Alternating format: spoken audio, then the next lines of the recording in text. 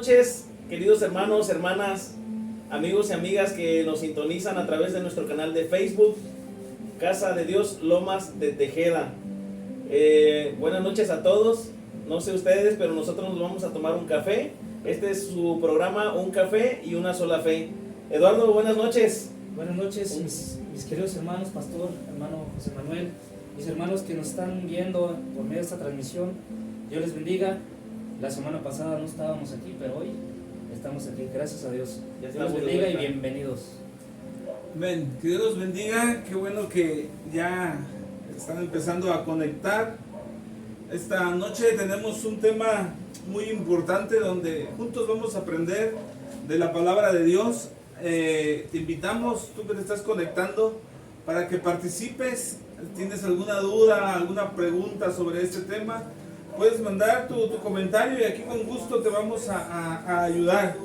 Antes de empezar vamos a leer el versículo o el texto clave, que es Apocalipsis 2. Apocalipsis 2:12 voy a leer, y dice la palabra de Dios así: escribe el ángel de la iglesia en Pérgamo, el que tiene la espada aguda de dos filos, dice esto: yo conozco tus obras, donde moras, donde está el trono de Satanás, pero tienes mi nombre y no has negado mi fe. Aún en los días en que Antipas, mi testigo fiel, fue muerto entre vosotros, donde mora Satanás. Pero tengo unas pocas cosas contra ti, que tienes ahí a los que retienen la doctrina de Balaam y que enseñan a Balac a poner tropiezo ante los hijos de Israel, a comer cosas sacrificadas a los ídolos y a cometer fornicación. También tienes a los que retienen la doctrina de los nicolaitas, las que yo aborrezco. Por tanto, arrepiéntete, pues si no, vendré a ti pronto y pelearé contra ellos con la espada de mi boca. El que tiene oídos para oír, oiga lo que el Espíritu dice a la iglesia. Al que venciere daré de comer el maná escondido, y daré una piedrecita blanca en la cual la piedrecita está escrito un nombre nuevo, el cual ninguno conoce sino aquel que lo escribe. Vamos a hacer una breve oración, hermanos, para entrar al tema ya. Padre, en el nombre de Jesús te damos gracias por este tiempo, Señor, en el que nos conectamos, Padre, para estudiar, Señor, para conocer un poco más de tu palabra. Bendice a mis hermanos que están aquí, Señor, y a los que están siguiendo por transmisión vía Facebook, Señor, para que seas tú, Padre, el que nos guíe a la verdad. Te damos gracias en el nombre de Cristo Jesús. Amén y amén. Pues bueno, hermanos, un tema muy interesante para que hoy desmenucemos juntos. La palabra de Dios nos enseña. Hemos estado aprendiendo a través del mensaje a las 7 iglesias, y vemos que cada una tiene algo en el que el Señor los exhorta o los premia, como la vez pasada. Y hoy le habla a la iglesia de Pérgamo, y el Señor se presenta de esta manera. Le dice: el que tiene la espada de dos filos, dice esto. Bueno, creo que todos entendemos que cuando se refiere a la espada está hablando de la palabra de Dios, la verdad. Dice Hebreos 4:12 que la palabra de Dios es como una espada de dos filos. Entonces le empieza a hablar a esta iglesia, bueno, un poquito de lo que era Pérgamo. Dice que Pérgamo era una ciudad muy, muy cultural. Se le conoció primeramente por su idolatría, su paganismo que tenía. Pero una de las cosas que se reconocía a esta ciudad era que tenía una biblioteca muy grande, donde almacenaban cientos de pergaminos. Precisamente de la ciudad de Pérgamo es donde se deriva esta palabra pergaminos. Pero era una ciudad, pues, que estaba muy inclinada a la idolatría. Y Jesús empieza diciendo: el que tiene la espada de dos filos, dice esto. Y en el 13 les dice: yo conozco tus obras, y donde moras, donde está el trono de Satanás. Bien, no sé si mis hermanos quieran agregar algo acerca de Pérgamo. Sí, pues ya sabemos, ¿no? Dentro de la iglesia que la palabra de Dios es como una espada de dos filos. Una espada de dos filos se le daba solamente a los guerreros o al ejército, un ejército de élite. No se le podía dar a cualquier espadachín. ¿Por qué? Porque la espada que era para defensa y que era para el ataque, esa misma espada podía ser usada en contra de uno mismo. O sea, si la tenía alguien, si esa espada la tenía alguien que no sabía manejar muy bien la espada, lejos de ser un arma que lo defendiera, podría ser un arma que podría estar usada en su contra. Entonces, alegóricamente, la palabra de Dios es así. La palabra de Dios no se puede subestimar, no se le puede, la palabra misma dice que nosotros debemos de escudriñarla. ¿Por qué? Porque debemos de dominarla, debemos de saber en qué momento usarla. Hemos tenido muchas referencias de muchas personas que no le han sabido dar el contexto adecuado a la palabra de Dios, y en base a eso se generan muchas doctrinas confusas, fuego extraño, qué sé yo. Entonces, lejos de que esa palabra sea utilizada correctamente para lo que es la palabra de Dios, se utiliza pues para dañar al pueblo de Dios. En lugar de edificarlo, se termina siendo piedra de tropiezo por no saber usar esta espada. Sí, es correcto. La palabra de Dios en este tema que estamos pues aprendiendo, ¿verdad? A mí me sorprende la manera de cómo otra vez el Señor empieza a hablar a la iglesia de una manera sorprendente, tocando la espada de dos filos, que es la palabra, y puede ser tanto física como espiritual, las dos cosas. Pero de cómo la misma palabra la han distorsionado, ¿verdad? Esa es, como dice la palabra de Dios, es una espada de doble filo que penetra y que atraviesa el corazón y que escudriña cada corazón.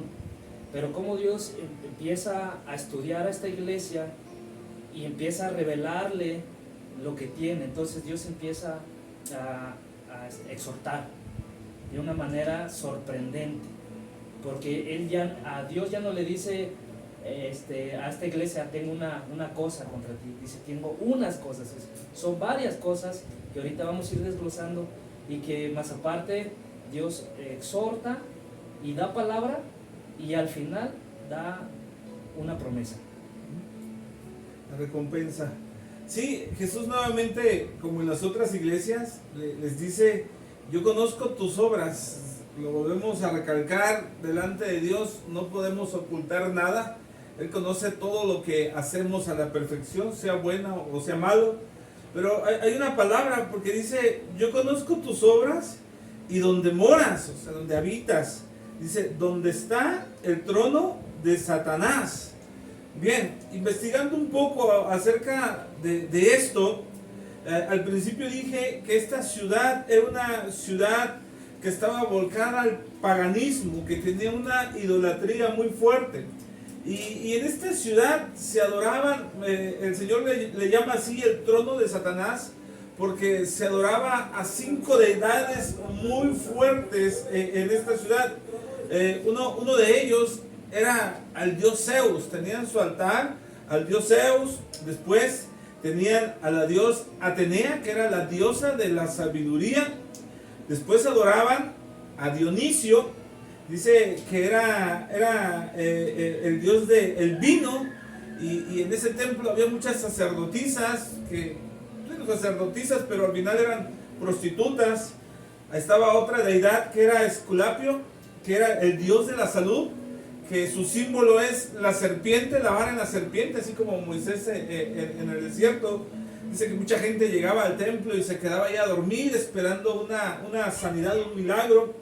Y por último, este pueblo adoraba a Julio César, del Imperio Romano. Entonces, si nosotros lo vemos así, qué difícil era para ese pueblo profesar la fe cristiana cuando está llena de idolatría.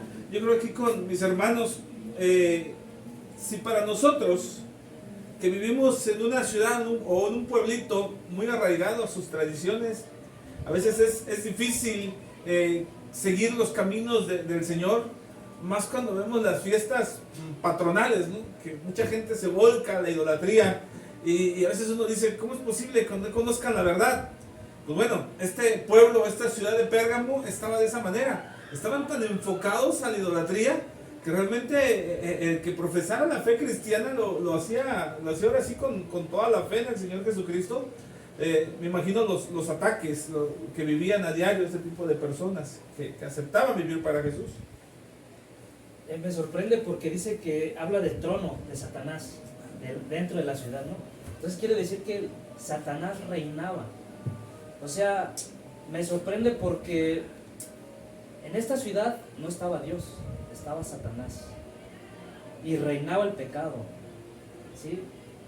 Sí había creyentes, pero estos creyentes, algunos yo creo que empezaron a desviarse, y es por eso que el Señor le recalca otra vez: tengo unas cosas contra ti, ¿verdad? Sí, dice, yo conozco tus obras y dónde moras, y lo es donde está el trono de Satanás. O sea, el Señor sabía que para la iglesia en ese tiempo y en ese punto geográfico era muy difícil. Yo me imagino a la iglesia de Pérgamo muy parecido a la iglesia de Éfeso, que eran muy fieles en un lugar tan peligroso, sobre todo porque ahí declarar que tú no te ibas a inclinar ante el César, no ibas a adorar al dios Zeus, no ibas a querer llevar para tu familia la sanidad a través de los médicos que adoraban a Esculapio. O sea, eso era una afrenta, totalmente algo que iba contracorriente a todo lo que se vivía en esos tiempos. Era algo nuevo desafiar todo ese sistema. Entonces, pues el sistema en sí estaba hecho como algo muy satánico. Por eso el Señor dice, y también conozco dónde vives. Geográficamente no pasa de mí desapercibido que ahí está básicamente el trono de Satanás. Entonces, es muy interesante la iglesia de Pérgamo por el lugar geográfico donde se encontraba. Para la historia, Pérgamo es un lugar muy importante. Lo acaba de mencionar el pastor Wilber. La palabra pergamino viene de ahí, de Pérgamo. En Pérgamo se perfeccionó las pieles para poder sustituir a lo que antes era el papiro. Entonces los pergaminos de papiro vinieron a pasar de moda gracias a que en Pérgamo se trabajó bien las pieles de animales para que ahora plasmaran la escritura en pieles de animales, en esos pergaminos modernos, donde la escritura se podía conservar todavía mucho mejor que en los pergaminos. Entonces, al punto al que voy es el punto geográfico donde se encontraba la iglesia de Pérgamo. Era un lugar muy peligroso para profesar una fe diferente a lo que se profesaba en ese tiempo. Yo creo que esto no es ajeno a nosotros, lo que vivían los hermanos en ese entonces, porque creo que todos nosotros vivimos bajo una religión, profesamos una fe falsa, adoramos dioses falsos, y cuando recibimos el evangelio del Señor, fue una gran lucha, ¿no? El luchar con la familia, el luchar con tu tradición, con lo que te inculcaron tus padres. Entonces me puedo imaginar estas personas como dices tú, ¿no? O sea, si ellos iban y le pedían a Atenea, la diosa de la sabiduría, y luego iban y le pedían al dios del vino, y de repente cambiar todo su pensar, todo su sistema, era una gran lucha. Pero al final el Señor le sigue diciendo, pero retienes mi nombre. O sea, estaba la lucha, pero permanecían fieles en el Señor, y dice, y no has negado mi fe. Simplemente, no sé, los que estamos aquí, los que nos siguen en la transmisión, hay una película muy bonita que se titula Chamula, no sé si lo han visto, que es basada en hechos reales en Chiapas. O sea, las personas... Casi no me acuerdo porque hace mucho que la vi, pero sí tengo la noción de que la vi. Sí, pero digo, cuando uno lo ve, te llenas de impotencia, de ver cómo tratan a las personas que quieren cambiar su vida, cómo las obligan, cómo las matan a seguir una religión falsa. Pero te llenas de impotencia, pero te llenas de fe, porque ves personas que dan su vida por Cristo Jesús. La semana pasada hablábamos de eso, que a veces hoy nos ofendemos de todo, pero hay personas todavía en la actualidad que dan su vida por Cristo Jesús. Entonces estas personas estaban viviendo esto. estaban, por donde sea tenían templos, por donde sea había fiestas paganas, pero ellos se mantenían y se guardaban. Dice, retienes mi nombre y no has negado mi fe. Y luego pasó un suceso ahí, dice, ni en los días en que Antipas, mi testigo fiel, fue muerto entre vosotros. Nuevamente recalca, donde mora Satanás. O sea, ahí pasó algo para asustar a la gente y que corrieran todos y abandonaran su fe. Hubo un muerto, Antipas. Y otra vez, yo creo que de ahí la persecución de la iglesia seguía, ¿no? Desde los tiempos de Jesucristo, que él mismo pues, lo mataron por causa de hablar la verdad. Y de ahí surgió la persecución de Pablo, ¿no? Que perseguía al pueblo de Dios. Y me sorprende porque si ciertamente es era un pueblo fiel, ¿no? Un pueblo entregado a Dios y con mucha fe.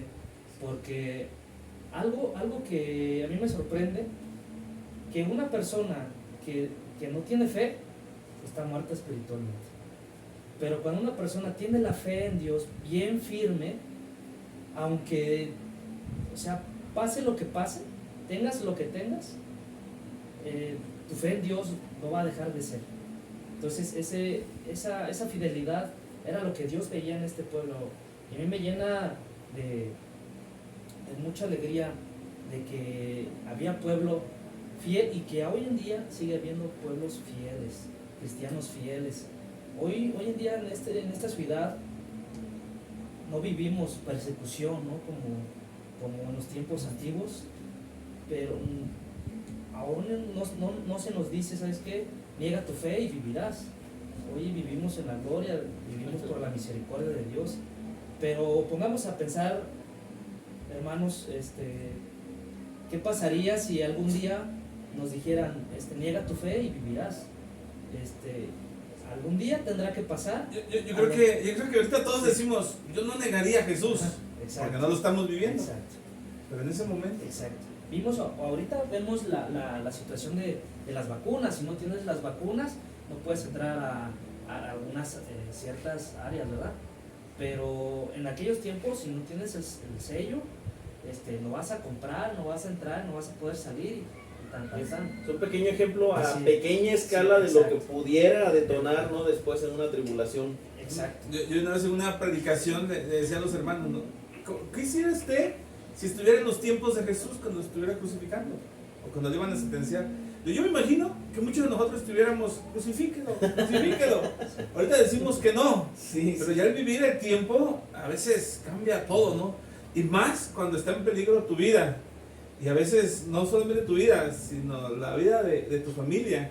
Aquí habla de un hombre, un testigo fiel de Cristo Jesús, que se llamaba Antipas. Bueno, antes de pasar a Antipas, mandamos un saludo a Carlos Flores, nos saluda.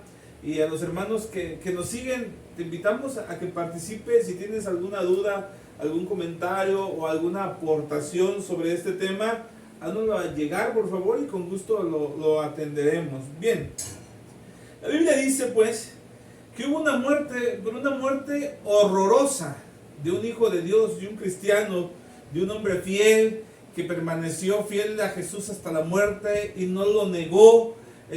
Tal vez los que lo mataron tenían la idea de que si mataban a este hombre todos se iban a dispersar por el temor, pero no fue así. Dice, aún en los días de mi testigo fiel, Antipas, dice que fue muerto entre vosotros donde mora Satanás, tú no has negado la fe. Ahora, yo estudiando un poquito este tema de Antipas, no sé, dice que él lo asaron literalmente vivo, que lo metieron dentro de un toro o de cobre o de bronce, y lo calentaron al máximo, ahí lo metieron hasta que este hombre murió. O sea, fue asado.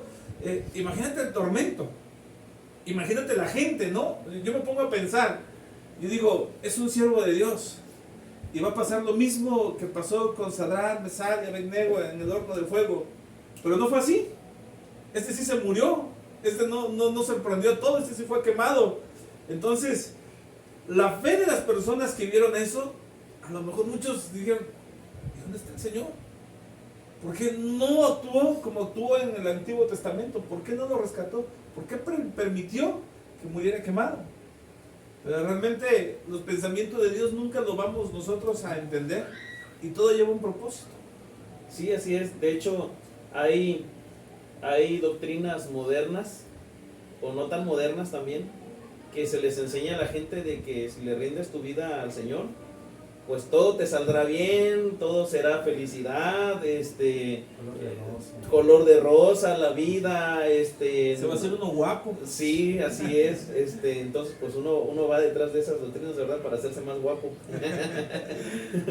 Pero la realidad es que Jesús dijo, no nos dijo que no sufriríamos aflicción. De hecho, nos lo garantizó. Nos dijo, en el mundo van a sufrir aflicción. Lo que nos dijo es, pero confíen, yo ya vencí al mundo. Ok, vamos a confiar en el Señor. Él ya venció al mundo, pero vamos a sufrir aflicción.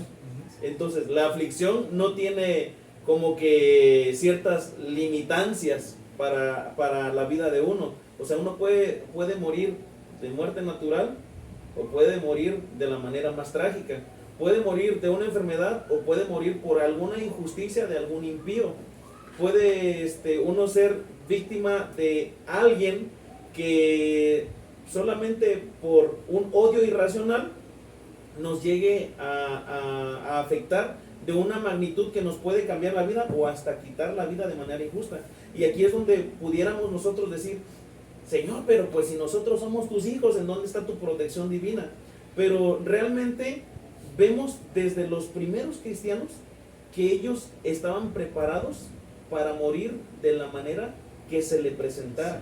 Ahí estaba siendo probada su fidelidad. Ahí es donde dice la palabra, sé fiel hasta la muerte y yo te daré la corona de la vida.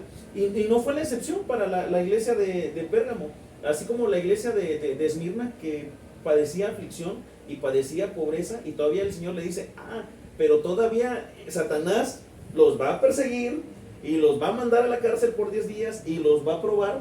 Así también no fue la excepción para la iglesia de Pérgamo.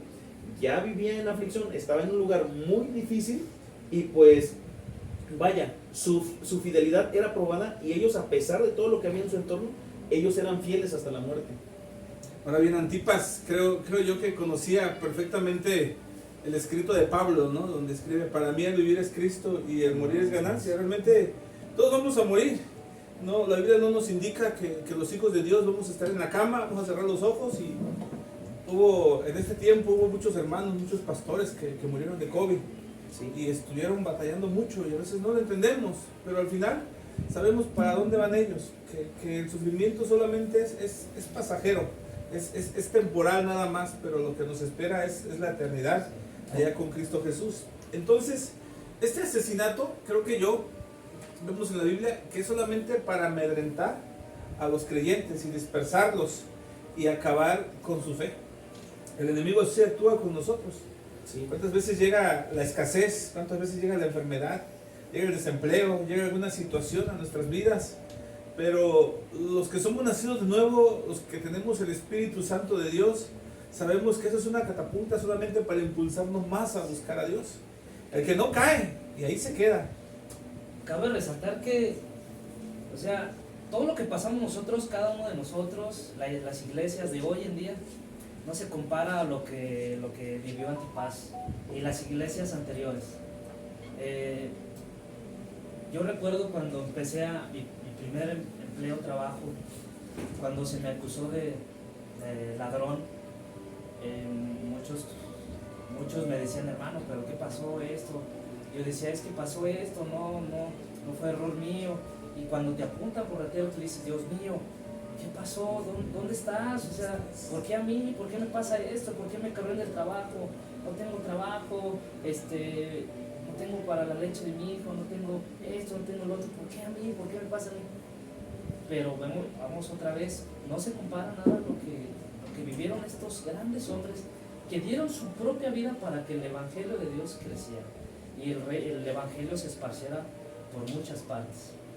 Pero hoy la enseñanza pues viene a esto, ¿no? De que retomemos esta valentía, que nuestra fe la tomemos y analicemos nuestra fe y vivamos de cierta manera y decir, pues, mi fe está menguando o está creciendo. Dice, el que sea santo, pues santifíquese más, pero mire que no caiga. pero si viste a tu hermano que caíste, pues levántalo, ¿no? Y si nosotros tenemos una fe, pues bien firme, pues veamos que no caigamos. Y eso es lo que estamos aprendiendo, ¿no? Que nuestros hermanos nos ayudan a compartir algo. No hay nada. Todavía nada, todavía no tienen dudas, estamos siendo muy claros en todo, gracias a Dios. Ahorita que cuenta Eduardo un poco de su historia, bueno, si conocemos su testimonio que nos ha platicado, imagino un poco la vida de José, Sí. cómo fue acusado injustamente, ¿no? Y hasta la cárcel llegó a dar. Pero al final todo eso Dios lo permitió porque tenía un lugar mejor. Y hoy en la vida de nuestro hermano Eduardo vemos cómo Dios lo está bendiciendo. Y sabemos que Dios tiene cosas aún más grandes para tu vida por tu fidelidad. Pero bueno, continuamos. En el 14 habla de lo que nuestro hermano Eduardo mencionaba hace un momento. Dice, pero tengo unas pocas cosas. ¿Pero qué cosas? Ahorita van a ver. Dice, tengo unas pocas cosas contra ti, le dice a la iglesia. ¿Cuáles son estas cosas? Fíjate, nada más, nada menos lo que tenía el Señor contra esta iglesia. Que tienes ahí, ¿dónde? Dentro de la iglesia, a los que retienen la doctrina de Balaam, que enseñan a comer a Balac, a poner tropiezos, que enseñaban a Balac, perdón, a poner tropiezos ante los hijos de Israel y a comer cosas sacrificadas a los ídolos y a cometer fornicación. Escucha, hermano, esto no le está hablando a la gente de afuera, esto le está diciendo a la gente que está dentro de la iglesia. Muchas veces nosotros que estamos dentro de la iglesia nos cuidamos de los de afuera, no sabiendo que el enemigo está en casa. Entonces el Señor le dice, hay una doctrina, doctrinas son principios, ¿no?, que nosotros tenemos. Pero bueno, me va a dejar mi hermano José Manuel que nos explique un poquito de este tema. Yo me imagino como el partido de fútbol, para los que les gusta el fútbol. A veces veo yo con mis hijos que algunos videos que el delantero se la lleva desde la media cancha y se lleva toda la defensa y se lleva al portero y se queda frente al marco, disparan y la vuelan. Y la falla. Ah, pero es que él le va al Cruz Azul, por eso Sí, los cruzazulean al final. está acostumbrado. Entonces decimos, no, ¿cómo? O sea, lo más difícil ya lo hizo. Lo más fácil era nada más empujar la pelota. Y era muy difícil fallarla. Y hizo lo más difícil, fallarla. Entonces, la iglesia de Pérgamo ya había hecho lo más difícil, que era mantener su fe cuando en la etapa más difícil de la iglesia, que fue en el asesinato de Antipas. Entonces, pero la doctrina de Balaam consiste en esto. Balaam, si nos ponemos a recordar, era un profeta al cual se le pagó para que fuera a maldecir al pueblo de Dios. Entonces Balaam se comprometió solamente a decir del pueblo de Israel lo que él recibiera de parte de Dios.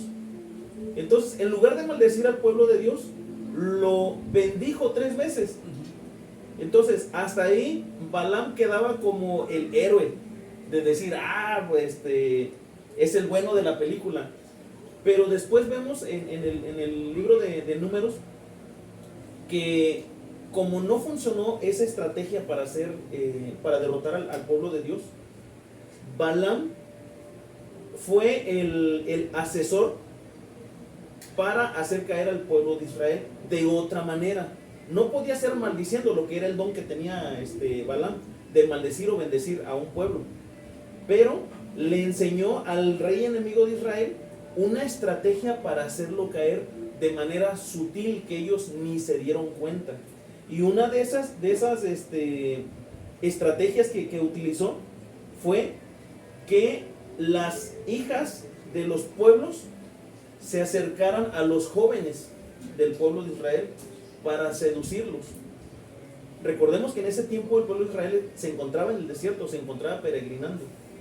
No era fácil, primeramente, recibir alimento, recibir agua, y no era fácil también reproducirse en medio del desierto, y también no era muy fácil tener un matrimonio.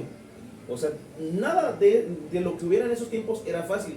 Entonces de repente Balaam hace una estrategia para que los hijos de Israel se fijaran en las hijas de los pueblos aledaños, porque de alguna manera él conocía cuál era el talón de Aquiles del pueblo de Israel, que era, a lo mejor no los podemos derrotar declarándoles la guerra, pero sí podemos derrotarlos metiendo en ellos pecado.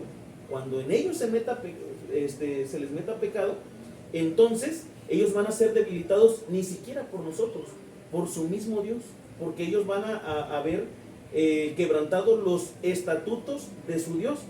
Entonces hace que las hijas de los pueblos se junten con los hijos de Israel, y en base a eso ellas los seducen a las prácticas de los dioses ajenos, que era comer de lo sacrificado a los ídolos. Y por eso dice aquí, y a cometer fornicación. Entonces en la iglesia a veces vienen pruebas muy duras y la iglesia permanece fiel. Vienen tempestades, no sé qué tipo de problemas, podemos encasillar muchos problemas financieros, problemas con los vecinos, problemas. Yo me acuerdo que una iglesia, que cada vez que tenían culto, la lámina era de aluminio, y siempre agarran y las apretaban. Eso es típico en varios lugares donde no están de acuerdo que se establezca ahí una iglesia. Bueno, pues aquí se ha vivido entonces. Y la iglesia permanecía firme, y las iglesias permanecen firmes, pero Satanás sabe a veces que esos confrontamientos no debilitan a la iglesia, al contrario, la fortalecen. Entonces, una estrategia del espíritu de Balaam, de la doctrina de Balaam, es meter pecado en la iglesia. Entonces, aquí es un claro ejemplo de cómo la iglesia debe de estar preparada no solamente para las pruebas duras, sino también la llamada doctrina de Balaam, que es la fornicación, la seducción y ese tipo de estrategias que no son como que muy frontales, sino que son muy sutiles. Ahora bien, hermanos, recordemos que eso está sucediendo dentro de las iglesias, y sigue sucediendo dentro de las iglesias. ¿Por qué? Porque cada uno de nosotros llegamos en diferentes momentos, en diferentes circunstancias. Muchos estamos luchando con nuestro temperamento, con nuestro pensamiento, con nuestra mirada, con nuestra boca.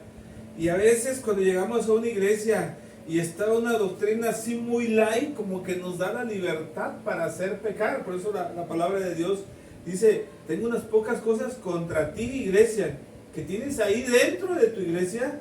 Dice, a los que retienen, o sea, no quieren soltar esa doctrina, no quieren soltar eso que traen del mundo. Por eso Jesús menciona que dentro de la iglesia hay trigo y hay cizaña, que hay ovejas y hay cabras, que hay una mezcla de ahí. Pero obviamente todos buscamos mejorar día con día. Los que no buscan mejorar son aquellos que la retienen, es decir, que la abrazan y no la quieren soltar.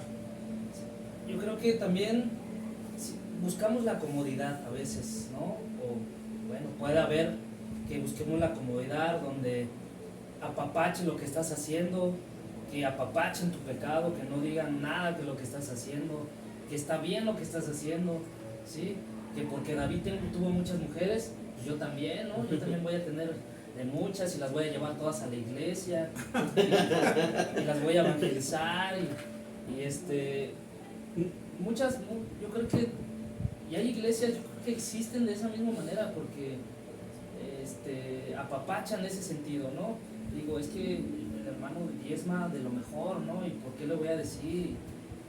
Lo voy a ofender. Y hemos adaptado muchas cosas, muchísimas cosas, y las hemos traído al evangelio adentro de las iglesias, donde anteriormente no se permitía todo eso, ¿verdad? Uh-huh. Anteriormente en las iglesias de hace algunos años, ya los muchachos ya no vivieron en esas iglesias, ¿verdad? Pero nosotros que hemos crecido en esas iglesias, antes no se permitía y se doctrinaba y se castigaba, ¿no? el pecado. Pero una cosa es tener esa doctrina falsa doctrina, y la otra es también practicarla. ¿vale? ¿Verdad? Ahora, quiero hacer una pregunta a los hermanos que nos están siguiendo. ¿De quién debemos de cuidarnos más? ¿De los de adentro o de los de afuera? Digo, porque aquí la palabra de Dios dice, tengo pocas cosas que tienes ahí adentro, a los que retienen la doctrina. Usted conteste, hermano, responda. Y bueno, aquí vamos a leer su pregunta. Entonces ya vimos que esta doctrina que se maneja dentro de las iglesias va por encima de la doctrina que nos enseña la palabra de Dios, que nos enseña Jesucristo. ¿Por qué? Porque esta doctrina nos enseña a poner tropiezo. Y el mismo Jesús dijo, hay de aquel que haga tropezar a uno de mis hijos, de los más pequeños. ¿Sí? Dice, esta doctrina nos enseña a poner tropiezo. Por eso yo siempre he dicho a las hermanas ahí dentro de las iglesias, ¿no? Hermanas, deben de cuidar mucho su manera de vestir. Vienes a una iglesia y a veces cuando tú no cuidas tu manera de vestir, tú estás poniendo tropiezo a los hermanos, porque puede haber entrar un débil que está luchando con su mente y ese débil ya no está adorando a Dios, ya está viendo otra cosa. Una vez decía un predicador, decía, una persona que trabaja para una cantina se viste como para trabajar en una cantina. Una persona que trabaja en un hospital se viste para trabajar en un hospital. Ahora una persona, mujer, que va a la iglesia, ¿cómo debe de vestir? Como una cristiana. Pero ahorita también va enfocado también a los hombres, ¿verdad? Tanto hombre como mujer. Entonces esa doctrina nos enseña a poner tropiezo. Tú dices, ay no, pero los hermanos que andan viendo, sí, pero no sabe la lucha que también trae el hermano. Entonces cada uno de nosotros debemos de cuidar nuestra manera de andar, nuestra manera de hablar, nuestra manera de vestir dentro de la iglesia, porque esta doctrina dice que enseña a poner tropiezos. Dice, a comer los sacrificados, los ídolos, y a cometer fornicación. ¿Nadie me ha contestado la pregunta todavía? Dice la hermana Eldari, de los dos lados hay que cuidarnos, de afuera y de adentro. De los dos lados, exactamente. Sí, pues hay que cuidarnos de afuera, pero no tanto como de adentro, porque afuera ya sabemos que todo el mundo está de desacuerdo, nosotros vamos a contracorriente de su cultura, que nos van a estar criticando, y sí hay que cuidarse de la gente que hipócritamente se lleva con nosotros nada más para obtener un bien, y cuando puede darnos una patada, nos la da. Así es el mundo de traicionero. Pero dentro, no sabes quién te está saludando de mano y apuñalando, no sé. Y es que es lo más difícil porque todos somos hermanos. Sí. Se habla mucho de, lo predicaba ya hace unos días, te amo en el amor de Cristo, ¿no? Todos nos decimos así. Pero por eso yo preguntaba, ¿dónde debemos de cuidarnos más? ¿Adentro o afuera? Bueno, afuera ya lo comentó nuestro hermano José Manuel, pero adentro también tenemos que tener mucho cuidado, hermanos, en nuestra conducta, en todo. Acuérdense que el lugar donde nos reunimos es un lugar santo. No vamos a presumir una ropa, no vamos a presumir un peinado, no, o sea, vamos a adorar a Dios, solamente tenemos que ir presentables. Pero una cosa es presentable y otra cosa ya es ser extravagante, ¿no? Hay más. Sí, la hermana Amparo dice que de los de afuera. Los de afuera. ¿Y ustedes qué piensan? Yo digo, como dice la palabra de Dios, que tengamos muy pendientes y atentos con los falsos profetas. Dentro de las iglesias puede haber falsos profetas, falsos hermanos, ovejas vestidos de lobos rapaces. Pero para eso debemos de tener el don de discernimiento. Por eso es muy importante entregarnos a Dios y santificarnos y que Dios nos prepare para que en nuestra iglesia podamos distinguir qué tipo de personas están llegando, ¿no? Pueden llegar gente que practica el mal, ¿no? Sí. Y gente que está acostumbrada a los sueños, que dicen, pues yo soñé esto, yo soñé el otro, yo soñé que, imagínense yo, hermana, yo soñé que tú y yo nos casábamos, ¿no? Sí. Yo creo que esto es de parte del Señor, voy a pedir confirmación, y ya viene el otro día y la hermana, puede que también la hermana soñó, oye, también soñé, pero pues yo no siento nada por ti, y no, pues es que es ya de parte del Señor, pues ya, y como otras cosas, ¿no? hermano, sí, yo sí. soñé que me regalabas tu carro. Sí, sí, sí. Yo soñé que... No nos digas si ya responde, le sesiona. se dice amén. Sí, no, sigue soñando, hermano. Puede pasar, no sé, yo creo que he escuchado, muchos hemos escuchado historias de estas. Dios me habló. Y Dios me habló, ese de Dios me habló, pues también hay que tener muchísimo cuidado. Las prácticas también dentro de la Sí, iglesia. una vez en un congreso juvenil, una muchachita se le acercó a otro muchacho que por ser muchacho, lo vio muchacho, pues dijo, de aquí soy, ¿no? Guapetón y todo, y le dice, pues hermano, a mí el Señor a usted me lo mostró en un sueño, porque yo le pedía al Señor que me mostrara quién iba a ser mi ayuda, mi idóneo, y yo tengo planes con usted porque el Señor me lo mostró. Y el muchacho se quedó anodado con la palabra y dijo, qué raro, hermana, que te haya mostrado eso el Señor, porque pues yo soy casado y tengo hijos. Fíjate, pero Entonces, sí. hay mucha verdad en lo que hablamos, ¿no? Como dice Eduardo, las iglesias es un hospital. Y un hospital llega de todo. Desde unos que solamente ocupan un curita, a otros que se tiene que hacer una intervención, a otros que se les tiene que mochar una parte de su cuerpo. Pero aquí es donde los líderes tenemos que enseñar la doctrina de Cristo Jesús. Por eso es muy importante el discernimiento en la iglesia, y no solamente de los líderes, sino de los que están abajo y dicen amén. Porque a veces el amén lo dicen sin discernimiento y son engañados, hermano. Son abusados totalmente porque no tienen conocimiento. Yo siempre le he enseñado a la iglesia y les digo, hermanos, el día que usted escuche que ya no se predica la palabra de Dios, huya de aquí y busque una iglesia donde realmente se predique la palabra de Dios. Pero para eso tú debes de estar estudiado, tener conocimiento y tener discernimiento de la palabra del Señor. Entonces, esa es la doctrina. Pues hay comentarios, cuidémonos de adentro, de los de afuera. Yo pienso que tenemos que cuidarnos en ambos lados, ¿verdad? Sí. Tenemos que cuidarnos en ambos lados y seguir la doctrina de Cristo Jesús. Y sigue hablando Jesús en el 15. Dice, y también tienes ahí mismo, dentro de las iglesias, hay otra doctrina más, la doctrina de los nicolaitas. Y esta palabra dice el Señor, a los que yo aborrezco. Y ahora le voy a dejar a mi hermano Eduardo para que se suelte con todo. Antes, hay comentarios, dice la hermana Fátima, te dan el beso de Judas. Totalmente de acuerdo, dice la hermana Elday. Y dice Jari Solís, las actitudes solo reflejan lo que hay en el corazón. Ahora sí, Eduardo. Hermanos, los nicolaitas, en este tiempo que se deriva esta palabra de los nicolaitas, que quiere decir vencedor o dominador del pueblo, prácticamente hacían lo que los otros dioses hacían, pero estos lo que practicaban era la herejía. Vamos a ver en Romanos 6 dice, ¿qué diremos entonces? ¿Vamos a seguir pecando que Dios se muestre aún más bondadoso? Claro que no. Nosotros ya no hemos muerto respecto al pecado. ¿Cómo pues podremos seguir viviendo en pecado?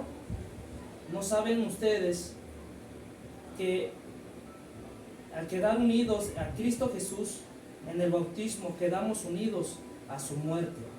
Pues por el bautismo fuimos sepultados con Cristo y morimos para ser resucitados y vivir una vida nueva. Y lo que no practicaban los nicolaitas era esto. Practicaban cosas desordenadas, ¿sí? Y pues yo creo que no hay otra cosa más que hablar de ellos, porque practicaban el pecado. Dice que Sí, agregando de los nicolaitas, ellos practicaban dentro de su doctrina, como ya lo dijo mi hermano Eduardo, el dominio, que era el autoritarismo, el sentirse superior a los demás. Entonces, cuando una iglesia adopta la doctrina de los nicolaitas, es como cuando un hermano se siente más que el pastor, porque tiene más dinero que el pastor. Puede ser que hasta porque sepa más Biblia que el pastor. A lo mejor el hermano tiene estudios teológicos y el pastor no los tiene. y se siente superior al pastor, siente que él le puede dar el consejo más sabio al pastor y por tanto el pastor tiene que seguir ese consejo. O sea, no es una sugerencia, es una imposición. Esa es la doctrina de los nicolaitas, el sentirse superior. Yo recuerdo en la iglesia donde yo nací, hubo un momento en que varios hermanos ya se sentían con la confianza, no sé en qué momento se perdió ese respeto, en el que ya aconsejaban a los pastores, pero no era un consejo, era un exhorto, era algo que si yo te lo digo es porque lo tienes que hacer, porque a ti te falta como pastor, porque si tú hicieras lo que yo hiciera, todo sería mejor. Entonces, de alguna manera la doctrina de los nicolaitas está de manera sutil metida en varios hermanos. Los congregantes de cada iglesia tenemos que renunciar a esas actitudes que son en contra de la voluntad de Dios. Bueno, la iglesia de Pérgamo era una iglesia fiel hasta la muerte, pero fallaba en ese tipo de cosas porque estaba inmiscuida la doctrina de los nicolaitas en esa parte, en esa rebeldía en que los hermanos de alguna manera se sentían superior que su prójimo. Yo les decía a algunos amigos que cuando yo les contaba esa experiencia en la iglesia, yo les decía, bueno, si el hermano está más capacitado, es más sabio, y es más capaz que el pastor, porque no es él el pastor. El llamado lo da el Señor. Entonces, nuestros pastores no son los más preparados, tal vez, no son los más sabios, tal vez, no tienen más dinero que los demás, tal vez. Bueno, aquí no se da eso, ¿verdad? Pero No son más guapos. Más guapos que los demás, tal vez. Pero si son los pastores, es porque de alguna manera Dios los llamó a ser pastores. Exacto. Ahora bien, hermano, entonces entendemos que esta doctrina que Jesús aborrece, dice, es cuando estás imponiendo cosas, cuando te quieres creer superior a los demás. Mira, ya habló nuestro hermano José Manuel, que hay hermanos que se sienten más. Y ayer lo acabamos de predicar, delante de los ojos de Dios todos somos iguales. Tenemos diferentes llamados, sí, pero delante de Dios todos somos iguales. Nada más que aquí se cometen, yo lo veo así, dos errores. Así como los hermanos a veces se quieren sentir más que los líderes, pero también ellos a veces tienen a sus líderes aquí arriba. Y el líder es el que impone. Yo he escuchado casos de hermanos que le hablan al pastor para preguntarle si pueden salir de vacaciones. Digo, el pastor no está para manipular ni guiar tu vida, es una ayuda espiritual solamente. Pero tú no tienes por qué rendirle cuentas al pastor de tu vida normal que tú tienes. O sea, no lo tienes. Pero hay iglesias donde se manejan así, entonces le dan toda la autoridad al pastor para que diga cuántos hijos vas a tener, para que diga en qué vas a invertir tu dinero. Y aquí es donde entra esa doctrina, mi hermano, donde se empiezan a imponer cosas. Yo he escuchado, hemos visto en Facebook, pastores al momento de pedir la ofrenda, yo no sé qué tipo de mensaje den, pero la gente llega hasta dar sus títulos de casa, de auto, y digo, esa doctrina, dice el Señor, que la aborrece. Porque no tenemos discernimiento, no tenemos conocimiento de la palabra de Dios. Está la doctrina de la idolatría. Y ahí entra la doctrina de la idolatría, es cuando no tan solo los de afuera que tienen idolatría, ¿no? Sino también nosotros como cristianos podemos tener algún ídolo, ya sea una persona, ya sea alguna otra cosa, pero que le quita el lugar a Dios. Y eso es increíble, porque puede pasar que tú no ofrendas, tú no das tu ofrenda al Señor como debe ser a Dios, pero viene un predicador, evangelista, fulano de tal, reconocido, híjole, yo creo que le das lo triple, le das tu semana completita, pero ahí es cuando caes en idolatría. Sí, y la doctrina también tiene que ver con los líderes, claro. Sí, hay gente que no fue llamada para pastor, pero luchó para ser pastor, para ejercer su delirio de autoridad. Y igualmente los que están allá arriba, o sea, están ahí porque quieren un protagonismo, porque quieren resaltar, sentirse. Es una manera de llenar un vacío en sus vidas y eso es un error. Yo, por ejemplo, hemos hablado mucho en la alabanza, en el ministerio de alabanza, de que nadie está ahí para creerse. Nadie está ahí para ser el protagonista, para ser el artista. Nadie está ahí como para ser la persona, el centro de la reunión. Porque si alguien se siente así, pues mejor que se vaya, está en el lugar equivocado. Ahí no es para destacar, ahí es al contrario. El que sirve tiene que ser el menor de todos. Nada de perder el piso. Entonces, efectivamente, esa doctrina de los Nicolaitas también se infiltra no solamente en los de abajo que se sienten superiores a sus autoridades dentro de la iglesia, sino también en las autoridades, en los líderes, de querer tener abajo a la iglesia y querer abusar de ese autoritarismo incluso a veces. Así es. Entonces lo que nos enseña la palabra de Dios acerca de la doctrina en el libro de los Hechos solamente habla de la doctrina de los apóstoles, es sobre la cual nosotros tenemos que vivir. Todas las demás son pensamientos, son filosofías puestas por los hombres. Entonces tenemos que tener mucho cuidado, hermanos, que se congregan en las iglesias, que estás en una iglesia. Pídele a Dios discernimiento. Si hay este tipo de doctrina, si hay manipulación sobre tu vida, pues no viene de parte de Dios. Entonces sigue hablando el Señor y dice en el 16, después de que ya les dijo las pocas cosas que son muy delicadas para la iglesia, dice, por tanto arrepiéntete, pues si no, voy a venir a ti, dice, y pelearé contra ellos. Nuevamente hace referencia a la espada de su boca. Es decir, la palabra de Dios, la verdad. Ya en un principio nuestro hermano José Manuel nos explicó acerca de la espada, cómo se utilizaba. Entonces Jesús le dice a la iglesia, arrepiéntete. ¿Por qué? Porque voy a venir y voy a pelear contigo con la espada de mi boca. Y termina, dice en el 17, el que tiene oídos para oír, oiga lo que el Espíritu dice a las iglesias. El que venciere, daré de comer el maná escondido. El maná escondido, hermanos. ¿Qué es el maná escondido?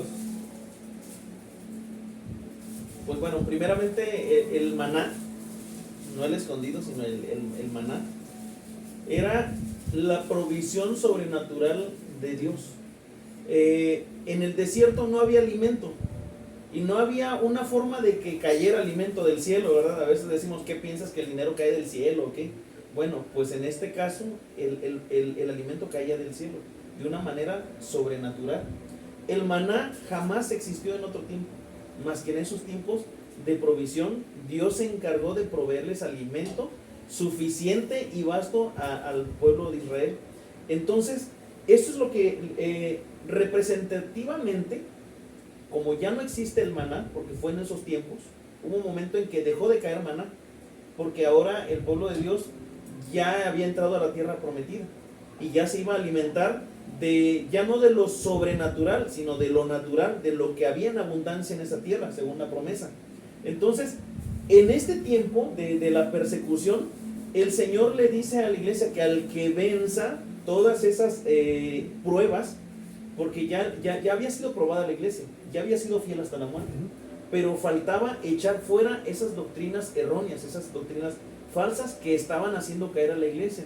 Y el Señor le da una promesa: te voy a dar alimento sobrenatural, provisión que viene de lo alto.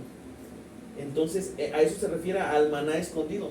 Todavía Dios tiene un maná preparado para sus hijos que están dispuestos a renunciar a su propia mentalidad, a su propio estilo de vida, con tal de obedecer la palabra de Dios. Dice la palabra de Dios, resistid al diablo y él huirá de nosotros. Entonces, si el pueblo permanece firme, el diablo ya no va a tener nada que hacer más que huir. Y vamos a salir vencedores, ¿verdad? Como dice la palabra, vamos a salir vencedores y se nos va a dar ese alimento.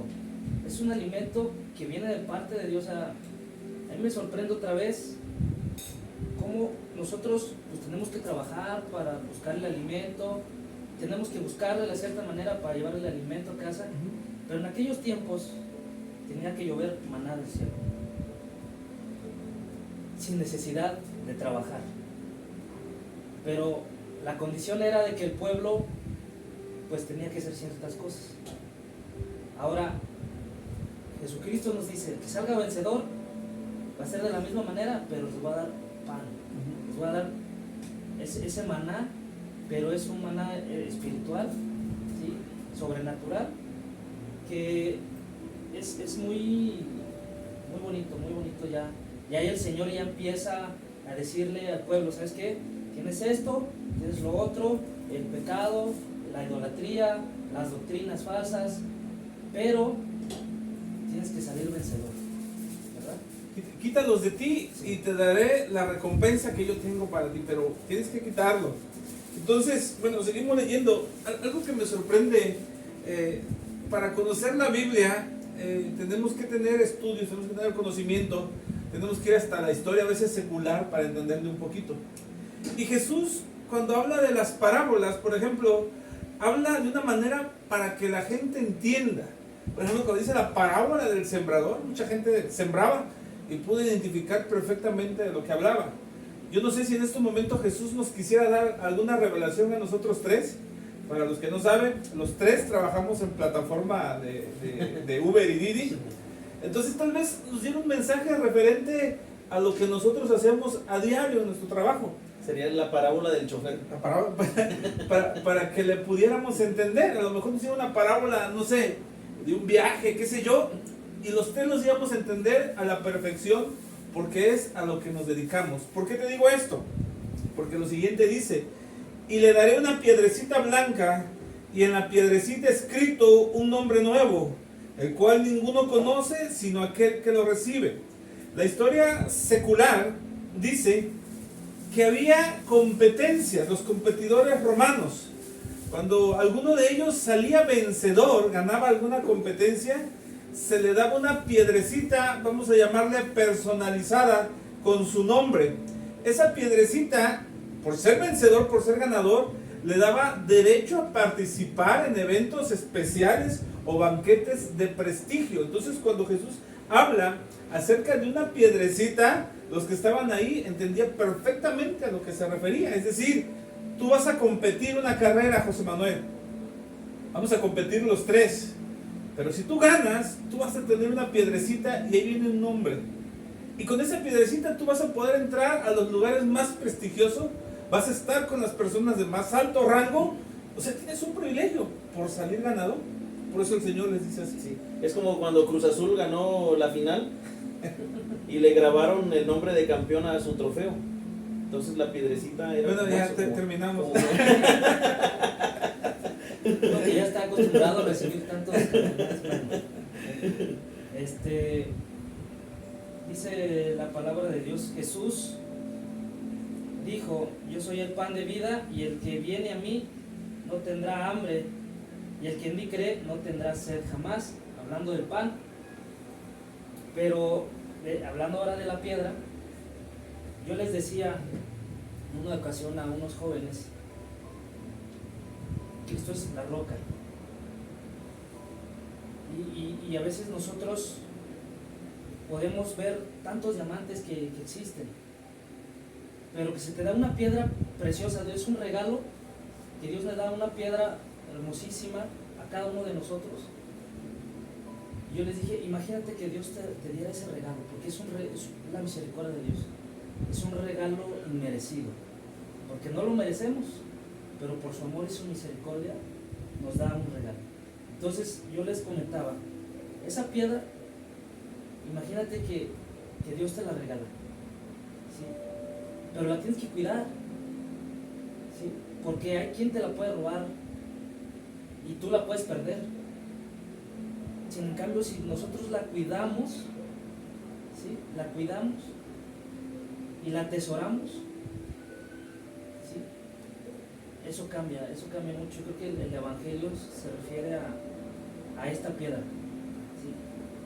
Que nosotros podamos ver el Evangelio de una manera tan hermosa, tan bella, tan bonita, que no sea una carga, sino que podamos atesorar la palabra de Dios y sus promesas, para que algún día estemos con el Señor y podamos disfrutar de todo lo que el Señor nos habla.